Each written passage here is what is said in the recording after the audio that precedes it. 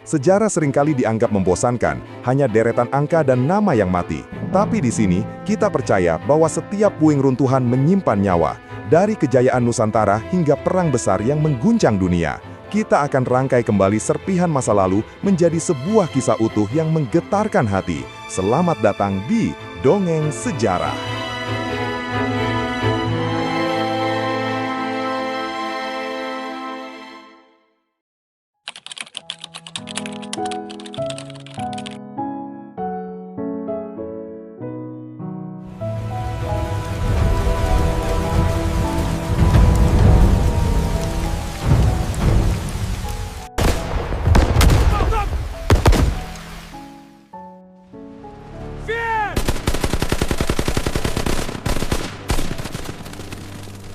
Sempurnakan! Allahu Akbar! Dengarkan baik-baik. Suara apa itu? Itu bukan sekedar suara genderang perang biasa. Itu adalah detak jantung sebuah negeri yang sedang dicabik-cabik. Ini adalah getaran jiwa yang menolak untuk berlutut.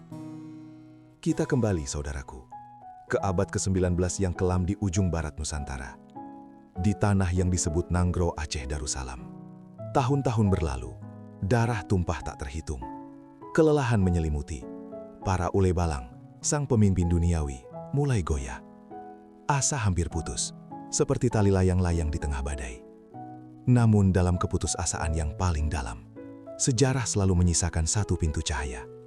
Dan cahaya itu datang dari sebuah tempat suci. Dari sebuah pesantren kecil di daerah yang bernama Tiro. Ia bukan seorang jenderal militer karir. Ia adalah seorang faqih, seorang mufti, seorang pembela agama. Namun ketika pedang dan kitab harus menyatu, ia hadir. Ia datang, membawa bukan sekedar strategi perang, tetapi membawa fatwa. Ia menamakan gerakannya Perang Sabil. Dan sejak ia berdiri, nama Belanda di Aceh seolah tak lagi memiliki arti. Siapa gerangan beliau? Bagaimana ia mengubah kekalahan menjadi kewajiban suci? Mari kita buka lembaran tebal ini, perlahan-lahan, tanpa tergesa-gesa. Sebelum kita sampai pada tahun 1881, tahun krusial penampilannya, mari kita duduk sejenak dan bayangkan suasana Aceh sebelum itu. Kita harus memahami bahwa perlawanan Aceh yang awalnya dipimpin oleh para sultan dan ule balang telah melalui fase erosi yang parah. Erosi bukan hanya pada bangunan fisik benteng, tetapi erosi kepercayaan. Pemerintah kolonial Hindia Belanda dengan kecerdikan iblis mereka tahu betul di mana urat nadi kekuatan Aceh. Mereka tahu memenangkan perang ini bukanlah soal jumlah meriam, melainkan soal memecah belah. Dan target utama mereka, para ule balang. Mereka disogok dengan pengakuan kekuasaan parsial, olakan, uang tunjangan, dan janji untuk mempertahankan hak-hak tradisional mereka asalkan tunduk pada bendera Belanda. Akibatnya, kita melihat adegan yang memilukan. Satu persatu ule balang, lelah oleh peperangan yang tak berkesudahan, mulai menerima uluran tangan Belanda. Mereka menandatangani perjanjian damai yang sebenarnya adalah perjanjian penyerahan diri. Dan inilah yang membuat rakyat kecil kecewa, frustrasi, dan kehilangan arah. Rakyat bertanya, kepada siapa kami harus bersandar jika para pemimpin duniawi kami sudah berpaling? Di tengah krisis spiritual dan kepemimpinan inilah muncullah Muhammad Saman. Ia bukanlah orang kemarin sore. Ia berasal dari garis keturunan ulama dan bangsawan yang terhormat di Tiro. Tapi ia memilih jalan yang lebih sulit, jalan ilmu pengetahuan. Masa mudanya dihabiskan di bawah bimbingan para ulama besar, dan yang lebih penting, perjalanannya ke Mekah, di mana ia melihat pergerakan pan-Islamisme dan mendalami konsep jihad yang lebih purba, lebih murni. Ketika ia kembali, matanya tidak lagi melihat Aceh sebagai wilayah politik yang terancam. Ia melihatnya sebagai Darul Islam, negeri Islam yang sedang diinjak-injak oleh kafir harbi, penjajah yang harus diperangi. Keputusannya pun menjadi bulat. Setelah sekian lama berdiam diri, ia harus bertindak. Dan tindakannya bukanlah sekedar mengangkat senjata, tetapi mengubah paradigma perang. Ia mengubah perang menjadi jihad fardu ain, kewajiban individual setiap muslim. Dengan itu, ia secara elegan menyingkirkan peran ule balang yang goyah dan menyerahkan kepemimpinan langsung kepada Allah Subhanahu wa Ta'ala. Inilah langkah pertama yang menentukan, langkah yang membuat Belanda panik, karena kini musuh mereka bukanlah pasukan, melainkan keyakinan seluruh rakyat Aceh. Para sahabat dongeng sejarah, mari kita tarik napas dalam-dalam dan perlahan-lahan kita masuki pusaran waktu yang bergejolak. Kita tidak bisa begitu saja melompat pada tahun 1881 ketika Teuku Cikditiro tampil ke panggung. Kita harus memahami dulu bagaimana iklim sosial dan spiritual Tanah Rencong saat itu, sebuah kondisi yang membuat kemunculan beliau menjadi sebuah keniscayaan sejarah. Bayangkanlah, peperangan telah berlangsung sengit sejak 1873. 8 tahun penuh darah, air mata, dan pengorbanan yang tak terkira. Awalnya, semangat perlawanan Aceh begitu membara, layaknya api yang tak bisa dipadamkan. Namun, waktu adalah musuh yang tak terlihat. Kelelahan mulai merayap, logistik menipis, dan yang paling berbahaya, persatuan mulai retak seperti kaca yang terbentur berulang kali. Inilah masa-masa kelam ketika pemerintah kolonial Hindia Belanda menerapkan strategi yang jauh lebih licik daripada sekadar tembakan meriam. Mereka menggunakan diplomasi kotor yang dikenal sebagai politik adu domba atau divide et impera. Mereka tahu, Aceh memiliki dua pilar kekuasaan, Ule Balang, para bangsawan, penguasa wilayah, simbol kekuasaan politik, dan ulama, pemimpin agama, simbol kekuasaan spiritual. Belanda secara intensif mendekati para Ule Balang. Mereka menawarkan status quo kekuasaan lokal, imbalan oelakan, uang tunjangan yang menggiurkan, bahkan janji-janji kemakmuran, asalkan mereka mau menurunkan panji perlawanan dan tunduk pada otoritas Den Haag. Dan harus diakui, sebagian dari para Ule Balang ini, lelah dengan penderitaan yang berkepanjangan, mulai menunjukkan gelagat kompromi. Mereka melihat perdamaian, yang sebenarnya adalah penyerahan diri, sebagai jalan keluar pragmatis, demi menyelamatkan harta benda dan kekuasaan pribadi mereka. Sementara itu, kaum ulama tetap teguh menolak intervensi penjajah. Bagi mereka, ini adalah masalah akidah, bukan politik wilayah semata. Namun, tanpa dukungan militer dan politik yang terorganisir, suara ulama seringkali hanya terdengar sebagai gema di tengah kekacauan. Inilah yang membuat rakyat kecil bingung. Mereka dihadapkan pada dilema loyalitas, mengikuti pemimpin tradisional, Ule Balang, yang kini condong berdamai, atau ulama yang menyerukan perjuangan suci, namun tampak semakin terisolasi. Kekosongan kepemimpinan yang berintegritas dan terpadu inilah yang membuka jalan bagi hadirnya sosok legendaris kita. Di tengah atmosfer keraguan dan pengkhianatan yang memilukan ini, perhatian kita tertuju pada sebuah lembah yang sakral di Pidi, tempat kelahiran sang tokoh utama, Muhammad Saman. Beliau lahir sekitar tahun 1836 dan nasibnya memang sudah dirancang untuk kebesaran. Keluarga Tiro bukanlah sembarang keluarga. Mereka adalah perpaduan yang sangat langka dan kuat. Keturunan bangsawan yang dihormati, dan sekaligus pewaris tradisi ulama yang mendalam.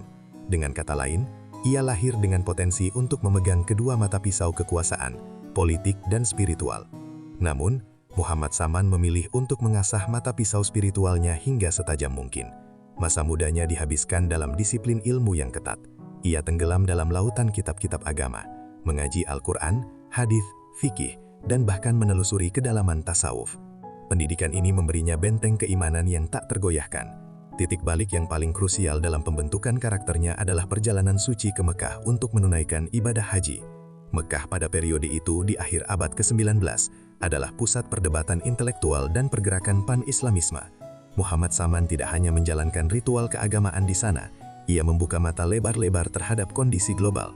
Ia bertemu dengan para ulama dari Mesir, Turki, India, dan Nusantara, yang semuanya menghadapi ancaman kolonialisme Barat. Pengalaman ini memberinya dua wawasan vital, visi global. Ia melihat bahwa perjuangan Aceh bukanlah perjuangan lokal, melainkan bagian dari perlawanan global umat Islam terhadap penjajahan. Konsep murni jihad. Ia memahami bahwa perlawanan harus didasarkan pada landasan jihad fisabilillah yang murni, lepas dari kepentingan pribadi atau politik duniawi para bangsawan. Ia kembali ke Aceh bukanlah hanya sebagai haji, melainkan sebagai seorang ulama dengan visi dunia dan bekal keilmuan yang matang.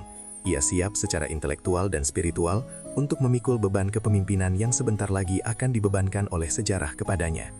Setelah kembali dari Mekah, Muhammad Saman menghabiskan waktu beberapa tahun untuk mengamati dan menganalisis secara cermat. Ia melihat bahwa perlawanan hanya bisa dibangkitkan kembali jika ia mengeluarkan sebuah seruan yang tidak bisa dibantah oleh siapapun di Aceh. Seruan itu harus melampaui perintah Sultan atau Ule Balang. Seruan itu harus datang dari Tuhan. Maka, pada tahun 1881 yang bersejarah, Muhammad Saman membuat keputusan yang paling berani dalam hidupnya, sebuah keputusan yang mengubah namanya dan nasib seluruh negerinya. Ia tampil di hadapan umat dan secara resmi mendeklarasikan dirinya sebagai Imam Perang Sabil dan mengeluarkan fatwa agung.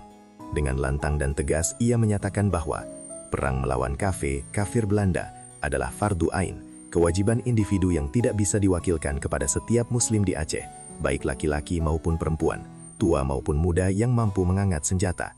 Siapapun yang gugur di medan ini, ia adalah syahid yang dijamin surga. Dan sebaliknya, siapapun, termasuk para ule balang, yang berdamai atau bekerja sama dengan penjajah, maka hukumnya adalah kafir dan wajib diperangi. Fatwa ini adalah sebuah senjata ideologis yang jauh lebih dahsyat daripada semua meriam Belanda. Ia berhasil menciptakan polarisasi yang jelas dan tegas antara hak kebenaran, perlawanan, dan batil, kesesatan, kompromi. Secara efektif, Teuku Cikditiro telah merebut otoritas spiritual dan moral rakyat Aceh dari para ule balang yang goyah. Rakyat Aceh yang rindu akan kepemimpinan yang tulus, berbondong-bondong datang ke markasnya di Tiro. Sejak saat itulah ia melekatkan gelar Teuku Cikditiro pada dirinya. Mereka bersumpah setia, berbaiat padanya. Dalam waktu singkat, Teuku Cikditiro tidak hanya memiliki pasukan, tetapi ia memiliki tentara ideologi yang dipersenjatai keyakinan, yang siap mati tanpa rasa takut. Dengan deklarasi ini, dimulailah babak paling mematikan bagi Belanda. Musuh mereka kini bukan lagi tentara yang bisa dihitung, melainkan semangat jihad yang tak terbatas. Perang Sabil telah lahir, dan sang ulama panglima kini siap memimpin dari garis depan. Sahabat dongeng sejarah, kita kini tiba pada babak yang paling menegangkan dan ironis dalam kisah Teuku Cikditiro. Setelah sebelumnya, kita tahu bahwa sang ulama panglima telah berhasil mendirikan kerajaan perlawanan yang sangat efektif. Ia menguasai pedalaman, memenangkan hati rakyat, dan yang paling penting, ia berhasil menciptakan kepanikan yang sistematis di jajaran militer Belanda. Jenderal-jenderal Belanda silih berganti memimpin operasi di Aceh, namun hasilnya selalu sama, kegagalan total untuk menangkap atau bahkan mengalahkan Teuku Cikditiro dalam pertempuran terbuka. Para serdadu Eropa mulai mengalami kelelahan mental, moral mereka jatuh drastis. Mereka melawan hantu yang bergerak di malam hari, yang tidak takut mati, dan yang selalu muncul di tempat yang tidak terduga. Laporan-laporan rahasia Belanda pada periode 1880-an dengan jelas menunjukkan betapa frustrasinya mereka. Mereka menyadari Teuku Cikditiro tidak bisa dilawan dengan kekuatan militer semata. Ia adalah simbol keimanan yang tak terpisahkan dari jiwa rakyat Aceh. Menembaknya sama saja dengan menembak ribuan jiwa pejuang baru yang akan bangkit. Belanda akhirnya menyimpulkan berdasarkan masukan dari penasihat intelijen mereka. Jika musuh tidak bisa dikalahkan di medan perang, maka ia harus dirobohkan dari dalam. Mereka mulai merancang strategi licik yang melanggar semua etika perang. Mereka mencari celah pengkhianatan. Belanda mengerahkan sumber daya intelijen yang besar untuk memecahkan benteng pertahanan paling kokoh milik Teuku Cikditiro, kesetiaan orang-orang terdekatnya. Mereka mencari celah, melihat apakah ada di antara ule balang yang telah kembali berbaiat atau bahkan orang-orang yang bekerja di lingkaran dalam Teuku Cikditiro yang memiliki kelemahan manusiawi, entah itu harta, kekuasaan, atau rasa sakit hati di masa lalu. Target Belanda bukan lagi pertempuran, melainkan merusak logistik spiritual dan psikologis perlawanan. Mereka tahu, jika Teuku Cikditiro berhasil dihilangkan, maka fatwa jihad akan kehilangan kepalanya, dan semangat rakyat akan tercerai-berai kembali. Nama tokoh kunci yang muncul dalam dokumen Belanda sebagai pelaku pengkhianatan adalah Teungku Sabi. Teungku Sabi adalah seorang tokoh lokal yang cukup dekat dengan lingkaran Teuku Cikditiro. Detail mengenai motifnya bervariasi. Ada yang menyebut karena iming-iming harta dan jabatan dari Belanda, ada pula yang menyebut karena dendam pribadi atau kesalahpahaman internal. Namun intinya sama, ia menjadi mata-mata dan agen kotor bagi kompani. Kisah tentang akhir hidup Teuku Cikditiro sungguh menyayat hati dan hingga kini masih diselimuti tabir misteri yang tebal. Namun mayoritas sejarawan sepakat bahwa ia tidak gugur dalam kemuliaan pertempuran, melainkan melalui tindakan yang sangat keji, keracunan. Peristiwa tragis ini diperkirakan terjadi pada 21 Januari 1891. Narasi panjangnya adalah sebagai berikut. Teungku Sabi yang telah bekerja sama dengan Belanda memanfaatkan kepercayaannya pada sang imam. Menurut beberapa riwayat yang paling sering diceritakan, Sabi menyiapkan atau menyajikan makanan, biasanya disebut dodol atau hidangan khas Aceh lainnya, kepada Teuku Cik Ditiro. Makanan tersebut telah dicampur dengan racun yang sangat kuat dan bekerja lambat. Teuku Cik Ditiro yang tidak menaruh curiga sama sekali terhadap orang yang dipercayainya memakan hidangan tersebut. Tak lama setelah itu beliau mulai merasakan sakit yang luar biasa. Racun itu bekerja secara perlahan, menyiksa tubuh sang imam selama beberapa hari. Catatan sejarah yang pedih. Bayangkan sahabat dongeng sejarah, seorang panglima yang tidak pernah bisa dikalahkan oleh ribuan serdadu bercanggih-canggih, harus tumbang bukan oleh peluru, melainkan oleh kebusukan hati seorang pengkhianat dan sepiring makanan. Inilah ironi terkelam dari sejarah perlawanan. Teuku Cik Ditiro Muhammad Saman akhirnya wafat di Lampada, Aceh Besar, pada 21 Januari 1891. Belanda bersorak-sorai, mereka mengira dengan matinya sang pemimpin, perang akan segera berakhir. Namun mereka salah besar. Meskipun pemimpin spiritual perlawanan telah tiada, fatwa jihad yang ia tinggalkan tidak ikut mati. Warisan Teuku Cik Ditiro adalah ideologi. Segera setelah kematiannya, perjuangan dilanjutkan oleh putranya, Teuku Cik Ditiro Teungku Ibrahim, dan kemudian oleh ulama-ulama dari keturunan Tiro lainnya. Mereka meneruskan girah, semangat, perang sabil. Keputusasaan Belanda akhirnya terbukti salah. Teuku Cik Ditiro memang gugur secara fisik, namun ia telah menanam benih perlawanan yang begitu dalam di hati rakyat Aceh. Ia telah mengubah perang Aceh menjadi perlawanan yang bersifat turun-temurun dan abadi. Sebuah warisan yang membuktikan bahwa keyakinan lebih kuat daripada meriam. Sahabat dongeng sejarah, kita telah menelusuri perjalanan epik Teuku Cik Ditiro. Mulai dari seorang santri visioner, pemimpin spiritual yang karismatik, hingga panglima perang gerilya yang ditakuti Belanda. Kita telah menyaksikan bagaimana ia diuji oleh pengkhianatan dan bagaimana jasadnya akhirnya tiada pada tahun 1891. Namun, seperti yang kita bahas di bagian sebelumnya, kematian fisiknya bukanlah akhir dari perjuangan. Kematiannya justru menjadi katalis yang mengabadikan semangat perlawanan. Teuku Cik Ditiro adalah contoh nyata bahwa ideologi dan keyakinan ketika ditanamkan dengan kokoh jauh lebih abadi daripada benteng batu atau pasukan bersenjata. Ideologi perang sabil yang ia cetuskan berhasil bertahan selama beberapa generasi. Keturunan dan murid-muridnya yang dikenal kolektif sebagai kaum Tiro terus menjadi duri dalam daging bagi pemerintahan kolonial hingga awal abad ke-20. Belanda harus mengerahkan puluhan ribu serdadu, menghabiskan dana yang luar biasa, dan menerapkan taktik yang sangat brutal hanya untuk meredam gerakan yang dimulai oleh satu orang ulama. Kisah Teuku Cik Ditiro menegaskan sebuah pelajaran universal. Penjajahan dapat merampas kekayaan dan wilayah, tetapi ia tidak akan pernah bisa merampas keyakinan dan kehormatan bangsa jika pemimpinnya mampu memberikan fondasi spiritual yang kuat. Perjuangan Teuku Cik Ditiro dan keturunannya baru benar-benar mereda seiring berjalannya waktu dan munculnya taktik-taktik baru Belanda, tetapi api perlawanan itu tidak pernah padam seutuhnya. Ia bertransformasi menjadi semangat kemerdekaan nasional Indonesia di kemudian hari. Setelah kemerdekaan Indonesia diproklamasikan pada tahun 1945, bangsa ini mulai menoleh ke belakang, memberikan penghormatan tertinggi kepada para pahlawan yang telah mengorbankan segalanya demi martabat bangsa. Pemerintah Republik Indonesia yang menyadari betapa besarnya kontribusi Teuku Cik Ditiro dalam mempertahankan kemerdekaan Aceh dan dengan demikian mempertahankan kedaulatan Indonesia dari upaya kolonial, menganugerahkan gelar kehormatan tertinggi kepadanya. Penghargaan resmi. Pada tahun 1973, melalui keputusan Presiden Republik Indonesia, Teuku Cik Ditiro Muhammad Saman resmi dinobatkan sebagai pahlawan nasional Indonesia. Penobatan ini adalah pengakuan resmi negara bahwa ia bukan hanya pahlawan lokal Aceh, melainkan milik seluruh Indonesia.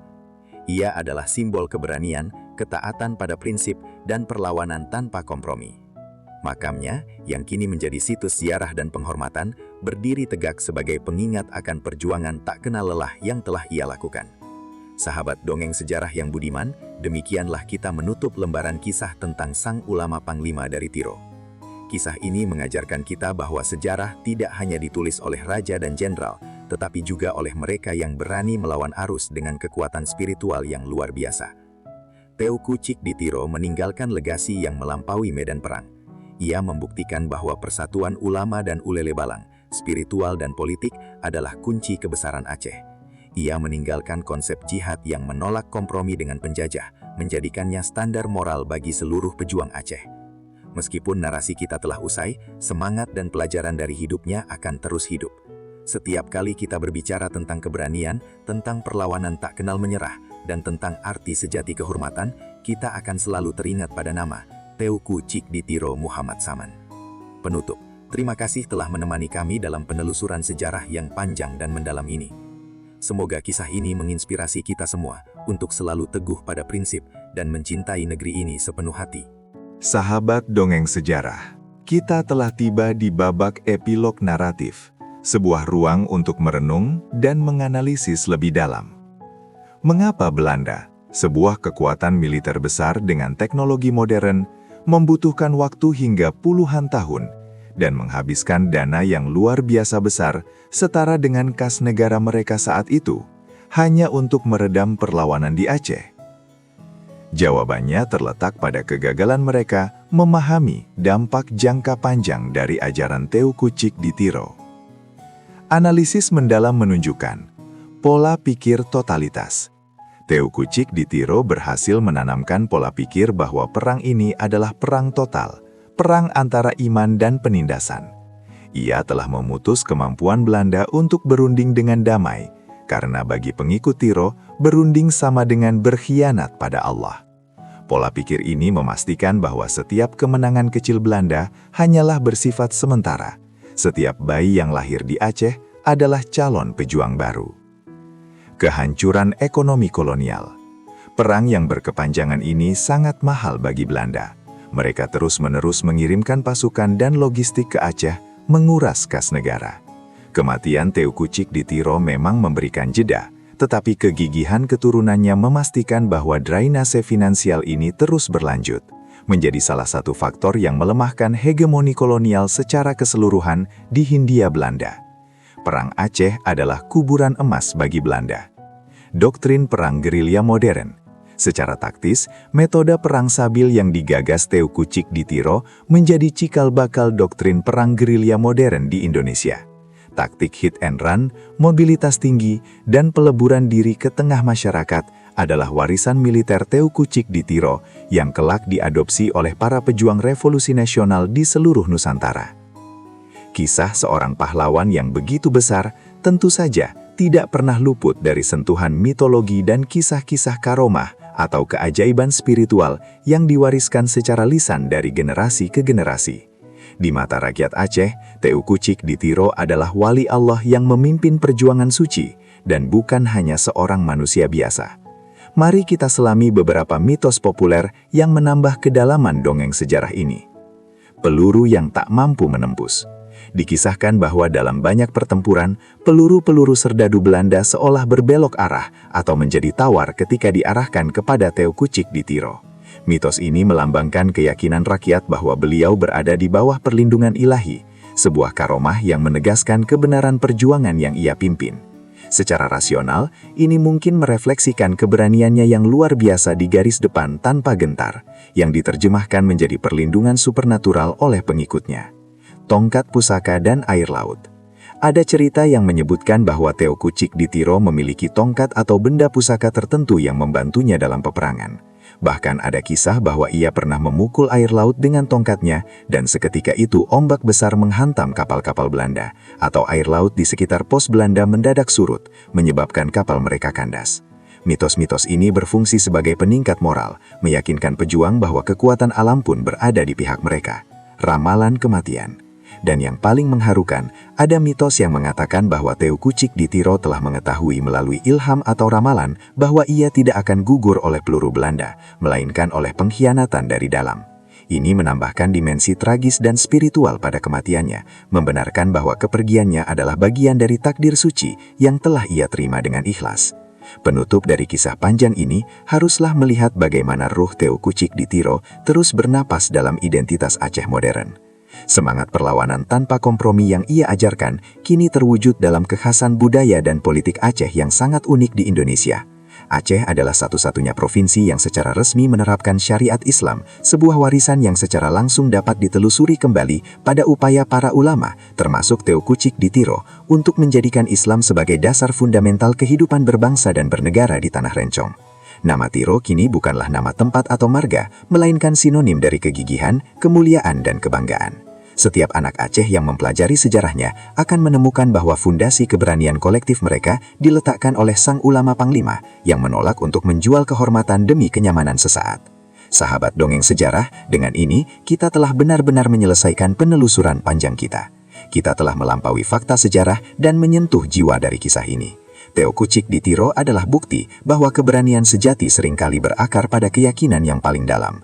Terima kasih telah menyimak kisah ini sampai akhir. Sampai jumpa di dongeng sejarah berikutnya.